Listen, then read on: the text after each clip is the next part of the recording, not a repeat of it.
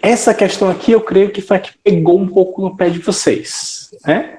Completar as conversações com a forma correta dos verbos. Use o presente contínuo quando possível.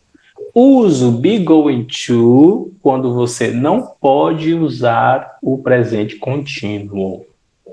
Aqui vai ser muito simples. Por quê? Porque você vai lembrar o seguinte.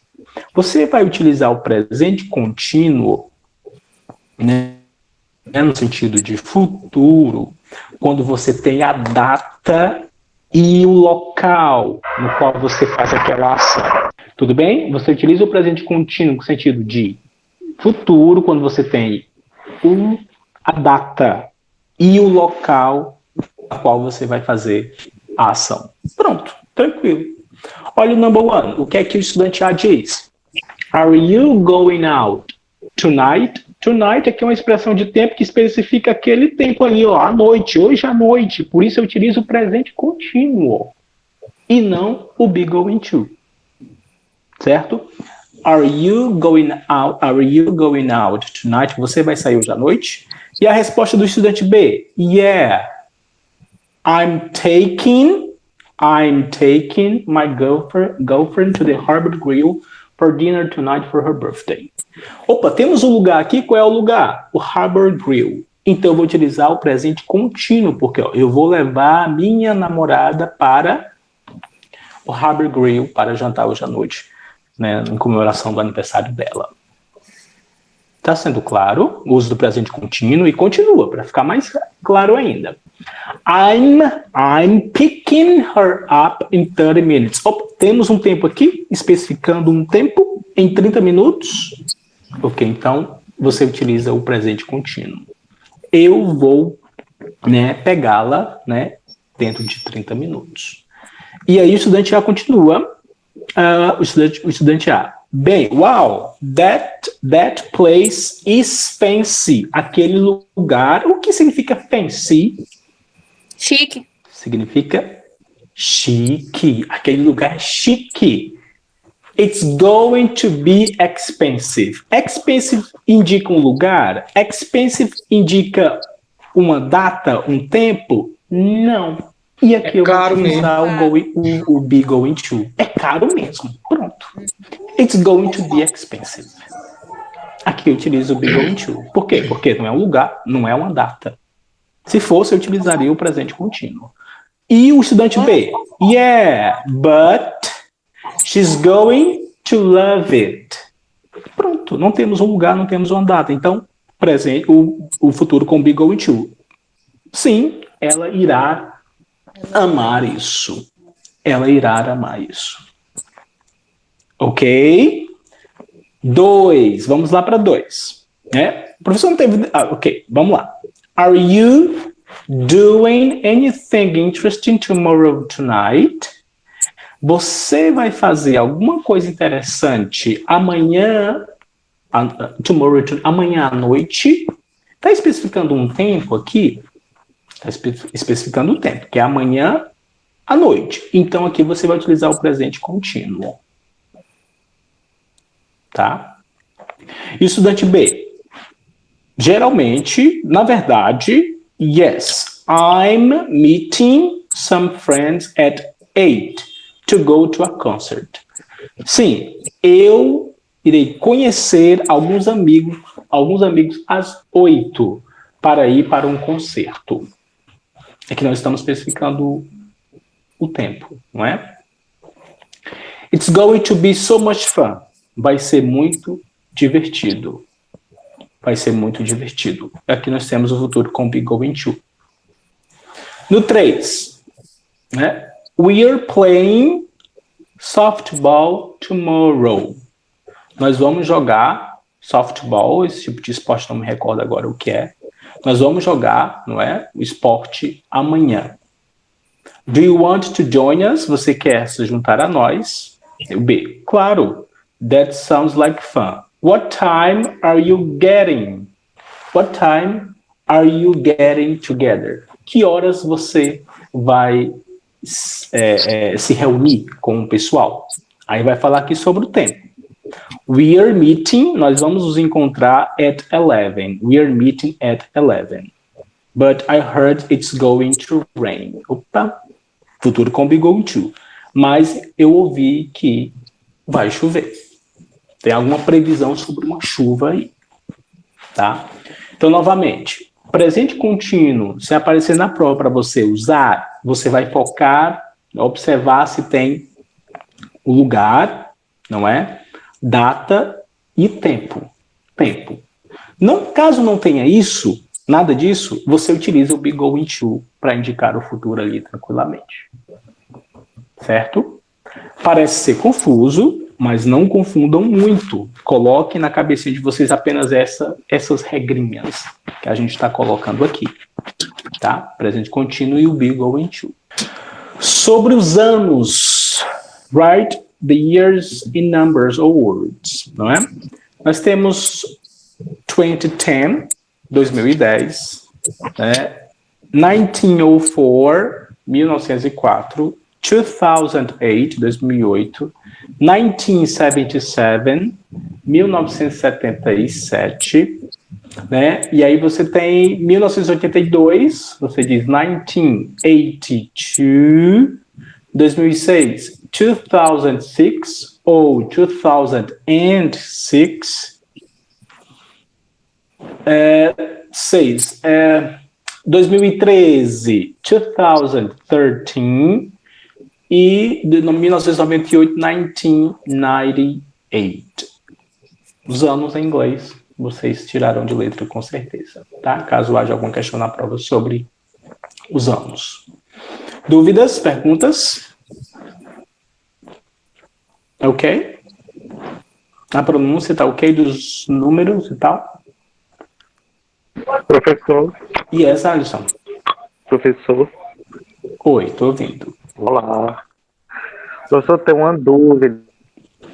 Eu acho que eu até errei essa atividade quando ela foi realizada. Sim. É sobre o uso do be going to, porque na verdade a estrutura não é a mesma do simple present. É, aham. Aqui a diferença é que eu não vou usar o verbo principal com ing, não é? Não. O be going to, né, você tem a estrutura básica que é o be going to, verbo to be, mais going to, e depois vem um verbo na forma infinitiva. Isso, não tem ing. Exatamente, o verbo fica na forma infinitiva, viu? Aqui, por exemplo. Ok, tá. Ok? Aí quando você tem o futuro com presente contínuo, aí você tem a estrutura normal do presente contínuo, não é, Alisson? Que é sujeito, verbo to be, mais o verbo com ing. É a mesma estrutura do presente contínuo, só que com a ideia de futuro, não é? De futuro. E aí quando eu falo de futuro com presente contínuo, eu tenho especificado o lugar, não é? O lugar e a data. Eu especifico o tempo também, tá? Vamos lá. Quando eu contrasto esses dois, né, presente contínuo e be going to, a melhor forma da gente separar a compreensão deles é esta, tá certo? Presente contínuo, você utiliza com o sentido de futuro, você utiliza quando você tem, né, o lugar específico, você está falando de uma data ou um tempo. Pronto. Vamos para a sexta, né? Novamente sobre aqui nós temos a questão sobre o passado simples, né? Essas questões anteriores, elas estão presentes lá na unidade 4, viu? O conteúdo está na unidade 4 do nosso livro. Essa aqui, a sexta em diante, já é da unidade 5, tá? Então, nós vamos completar as conversações com was, né? O passado do verbo to be, afirmativa, was, wasn't, negativa, were, weren't, did or didn't, tá? E aqui nós temos a conversação entre Rick e Dina. Já vão aí comparando com as respostas de vocês. Se vocês fizeram igual, diferente, a gente vai discutir, tá? O que é que o Rick diz? So, Dina, did you grow up here in Miami?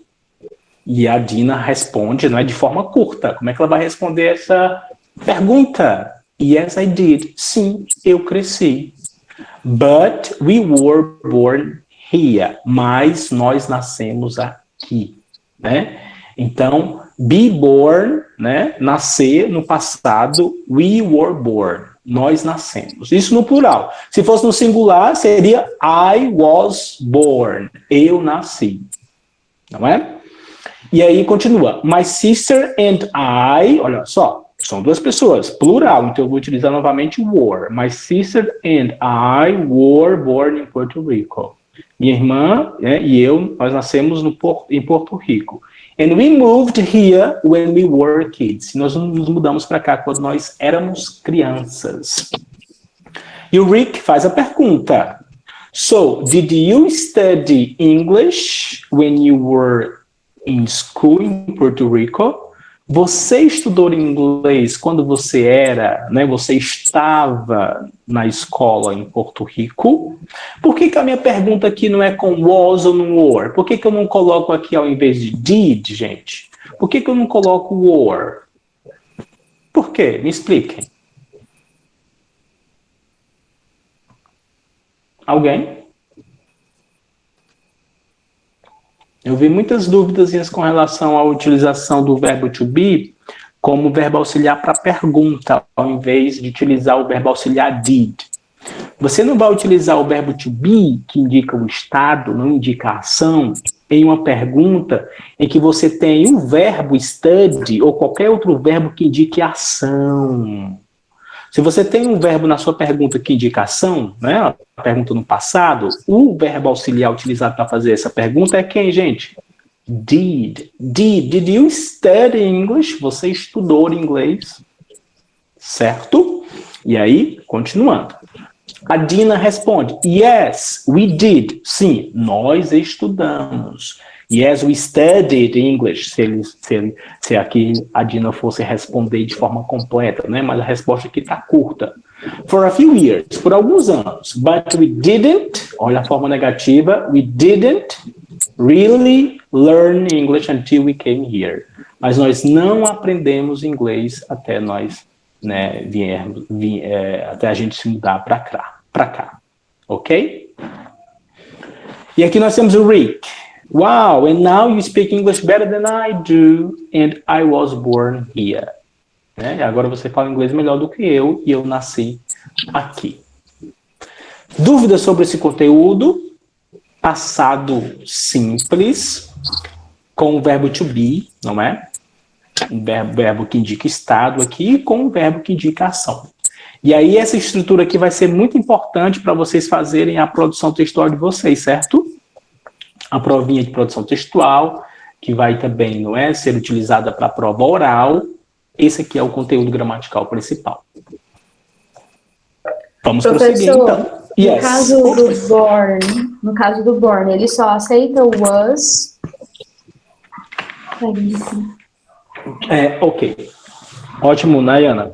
Se eu tenho, né, o sujeito I, he, she, né, enfim, singular, eu vou utilizar o was. I was born, she was born, he was born, ou it was born. Tudo bem? Quando eu tenho os outros pronomes, os outros sujeitos, não é? You, we, they, aí você utiliza o were. You were, yes, we were, they were.